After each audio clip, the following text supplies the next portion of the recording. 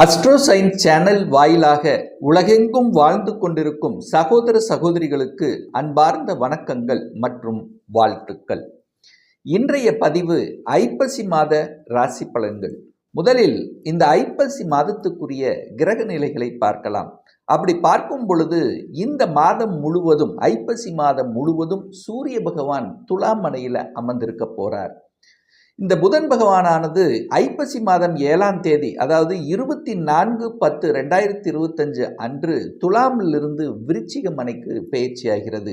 அதே போல செவ்வாய் பகவானும் பார்த்தீங்கன்னா துலாத்திலிருந்து விருச்சிகத்துக்கு பெயர்ச்சியாகிறது இந்த ஐப்பசி மாதம் 10ஆம் தேதி, அதாவது 27/10/2025. அதே போல சுக்கிர பெயர்ச்சியும் நடக்குது. அந்த சுக்கிரன் கன்னியிலிருந்து துலாம் தனது சொந்த வீட்டுக்கு பெயர்ச்சியாகிறார் ஐப்பசி மாதம் 16ஆம் தேதி, அதாவது 2/11/2025.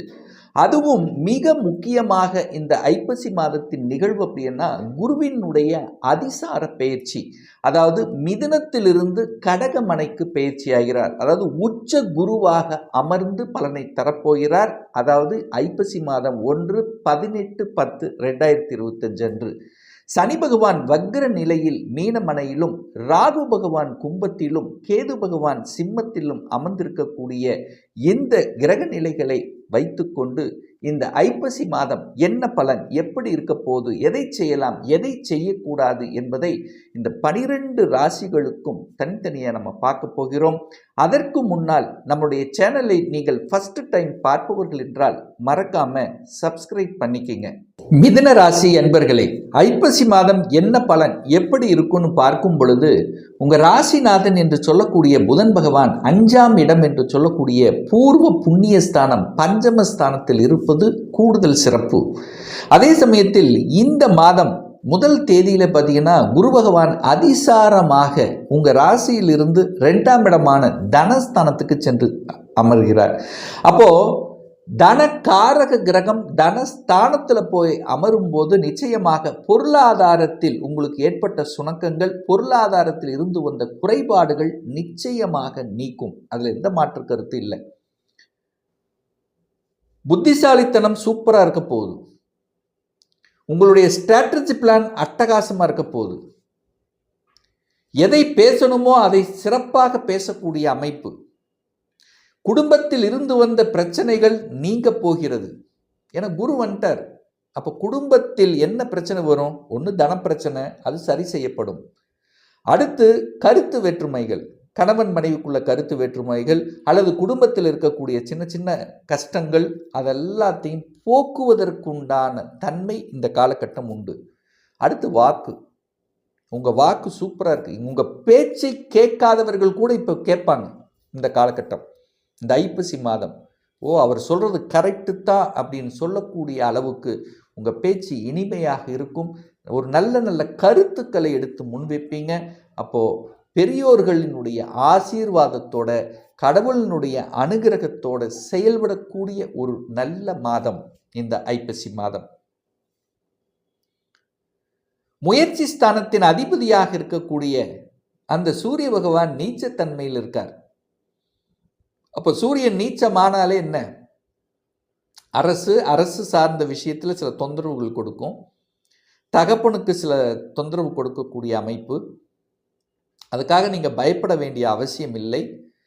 குறிப்பாக சொல்லப்போனால் அரசு காரியங்கள், அரசு விஷயங்களில் கவனமாக இருக்க வேண்டிய காலகட்டம் ஐப்பசி மாதம் 7ஆம் தேதியிலிருந்து ஐப்பசி மாதம் 15ஆம் தேதி வரைக்கும் தான். அரசு சார்ந்த விஷயங்கள், உங்கள் மேலதிகாரிகள் சார்ந்த விஷயங்கள், தகப்பன் சார்ந்த விஷயங்கள் அந்த ஒரு வாரம் மட்டும் கவனத்தில் எடுத்துக்கணும்.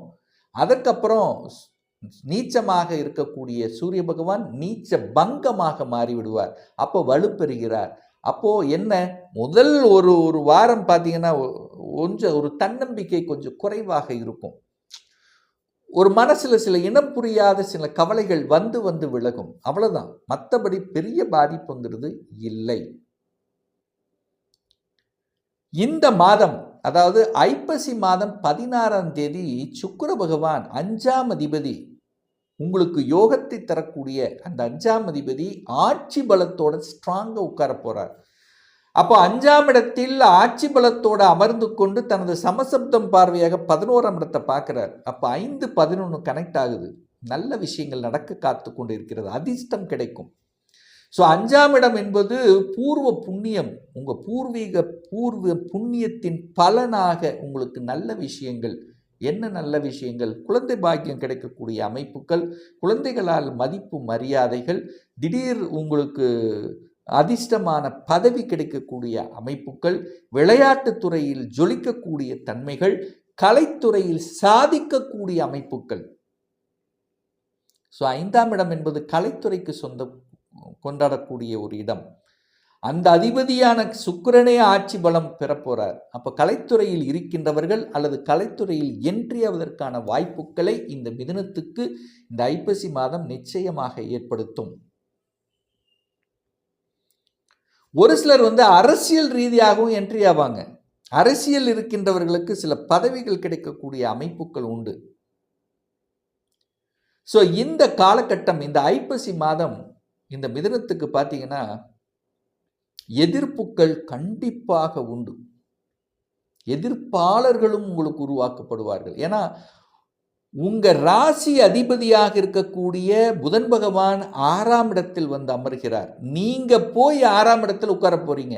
நீங்க போய் உங்க எதிரி வீட்டில் போய் உட்கார போறீங்கன்னு அர்த்தம். இதை நீங்க மனதில் பதிவு வச்சுட்டாலே போதும். எப்படி இருக்கும் உங்க உணர்வு? அதே சமயத்தில் 6ஆம் அதிபதி ஆட்சி பலம் அடைகிறார் இந்த ஐப்பசி மாதம் 7. அப்போ உங்களுக்கு ஆகாதவன், 6க்குரியவன், எதிர்ப்பை கொடுக்கக்கூடிய செவ்வாய் அங்கு வலுப்பெறுகிறார். அப்போ உங்க எதிரி வலுப்பெறுகிறார் அப்படிங்கிறத மனதில் பதிய வைத்து கொண்டு செயல்படுத்துங்கள். கடன் கிடைக்குமா? கிடைக்கும். போராட்டம் இருக்குமா? கண்டிப்பா உண்டு. வேலை கிடைக்குமா? நிச்சயமாக வேலை கிடைக்கும். 6ஆம் அதிபதி 6ஆம் இடத்திலேயே ஆட்சி பலத்தோட ஸ்ட்ராங்கா இருக்கக்கூடிய இந்த மாதம். 6ஆம் இடம் என்பது வேலை. வேலை கிடைக்கும். நிறைய பேர்த்துக்கு வேலை கிடைக்கும். இந்த மிதுனராசி என்பவர்கள் நிறைய பேர் மருத்துவத்துறையில் என்ட்ரி ஆகணுங்கிற எண்ணம் நிறைய பேர்த்துக்கு உண்டாக்கும். நிறைய மிதுனராசி என்பவர்களுக்கு பார்த்தீங்கன்னா இந்த நிலம் சார்ந்த விஷயத்தில் அனுகூலத்தை கொடுக்கும். ரியல் எஸ்டேட் சார்ந்த துறையில் இருக்கக்கூடியவர்களுக்கு, ஏன்னா குரு அதிசார பயிற்சி ஆயிட்டாரா, 2ஆம் இடத்திலிருந்து 5ஆம் பார்வையை 6ஆம் இடத்தை பார்க்கிறார், செவ்வாயை பார்க்கிறார். அப்போ நிலம், ரியல் எஸ்டேட், அதிகாரம், தலைமை பண்பு, சீருடை அணிந்து பணியாற்றி கொண்டிருப்பவர்கள், இராணுவம் சார்ந்த துறையில் இருக்கின்றவர்கள், கட்டிடம், நெருப்பு சம்பந்தப்பட்ட துறையில் இருக்கின்றவர்கள், சிகப்பு நிறம் சம்பந்தப்பட்ட இந்த மாதிரியான விஷயத்தில் இருக்கக்கூடிய அத்துணை மிதுனத்துக்கும் நன்மை பயக்கக்கூடிய ஒரு நல்ல மாதம் இந்த ஐப்பசி மாதம் அப்படின்னு எடுத்துக்கலாம். இந்த குரு பகவான் நேர பாருங்க 8ஆம் இடத்தை பார்க்கிறார். நிறைய பேர் வெளிநாட்டு போகணுங்கிற எண்ணம் தோன்ற ஆரம்பித்து விடும் இந்த ஐப்பசியில் இருந்து. இல்லை அதுக்கான முயற்சி எடுத்துக்கொண்டு தோல்வி அடைந்து கொண்டு அது போகலாமா வேண்டாமா பேசாமல் இங்கே இருந்தலாமா இப்போல்லாம் தெளிவாக முடிவெடுப்பீங்க. வெளிநாடு, வெளி மாநிலம், அந்நிய தேசம். வெளிநாடு மட்டும் கிடையாது, உங்கள் ஊரை விட்டு அதர் டிஸ்ட்ரிக்ட் போகிறதும் அதுதான், வெளிதான். ஊரை விட்டு வெளியே நகருதல், other district, other state, other country. So இது சம்பந்தப்பட்ட அல்லது வெளிநாட்டு தொடர்புகளை கொடுக்கக்கூடிய, நீங்கள் இங்கே வேலை பார்க்கலாம், ஆனால் வெளிநாட்டு தொடர்புடைய ஒரு கம்பெனியாக கூட இருக்கலாம். அந்நிய மதத்தினர் சார்ந்தவர்கள் உங்களுடைய நிறைய கனெக்டிவிட்டி கொடுக்கக்கூடிய அமைப்புகளாக இருக்கலாம். ஸோ எப்படியோ ஒன்று இம்போர்ட் எக்ஸ்போர்ட்ஸ், எப்படியோ ஒன்று வெளிநாட்டு கனெக்டிவிட்டி கொடுக்காமல் உங்களுக்கு நிச்சயமாக இருக்காது. அடுத்து பாருங்க, 10ஆம் அதிபதியாக இருக்கக்கூடிய குரு பகவான் 10ஆம் இடத்தை பார்க்கிறார். மாற்றங்கள் உண்டு. எந்த மாற்றங்கள் வந்தாலும் அது நல்ல மாற்றமாகவே உங்களுக்கு ஏற்படுத்தும். அதிர்ஷ்டம் தட்டும், கதவை தட்டும், கெட்டியா பிடிச்சுக்குங்க. ஒரு சேஞ்சஸ் அப்படிங்கிறது உண்டு. தொழில், வேலை, வியாபாரம் சேஞ்சஸ் பண்ணலாமா? பண்ணலாம். கடன் வேணும், வியாபாரத்துக்காக, தொழிலுக்காக கடன் கிடைக்குமா? நிச்சயமா கடன் கிடைக்கும். சொந்த தொழிலை ஆரம்பிக்கலாம் என்கின்ற எண்ணப்பாடு நிறைய மிதுனத்துக்கு இந்த காலகட்டம் ஏற்படுத்தும். அதில் எந்த மாற்று கருத்தும் கிடையாது. 100% உருவாக்கும். பாக்யாதிபதியான சனி பகவானை இந்த குரு பார்க்குது. அப்போ சனி குரு கனெக்டிவிட்டி ஆகுது. அப்போ நிறைய பேர்த்துக்கு பார்த்தீங்கன்னா ஆன்மீக எண்ணங்கள் கூட இருக்கும், தேடுதல், ஆன்மீக எண்ணங்கள், ஆன்மீகத்தின் மூலமாக ஒரு வருமானங்கள். ஸோ இந்த மாதிரி ஆன்மீக எண்ணங்களை கொடுக்கக்கூடிய ஒரு காலகட்டமாகவும் அமையும். 11ஆம் அதிபதி வலுப்பெறுகிறது, ஆட்சி பலம் வலுப்பெறுகிறது, 12ஆம் அதிபதியும் வலுப்பெறுகிறது. அப்போது முதலீடுகள் கிடைக்கும், ஒரு வீடு வண்டி வாகனம் வாங்கணும் அப்படிங்கிற எண்ணங்களை கொடுக்கும். இந்த வண்டி தான் வாங்கணும்னு ரொம்ப நாள் ஆசைப்பட்டு இருந்திருப்பீங்கள்ல, சொகுசு வண்டி, அந்த வண்டி வாங்கக்கூடிய அமைப்பு. 2 வீலர் இருக்கிறவங்க 4 வீலர் கன்வெர்ட் ஆகுறது, 4 வீலர் அடுத்த ரெவல்யூஷன் செல்வது, இல்லை புதிய வீட்டை வாங்குது, வீட்டை வாங்கி கட்டி அதை வாடகைக்கு விட்டு வருமானம், நிரந்தர வருமானம் ஏற்படுத்தி கொள்வது. ஸோ இந்த மாதிரியான எண்ண உணர்வுகளை கொடுக்கக்கூடிய ஒரு நல்ல மாதமாக இந்த மிதுனத்துக்கு நிச்சயமாக அமையும்.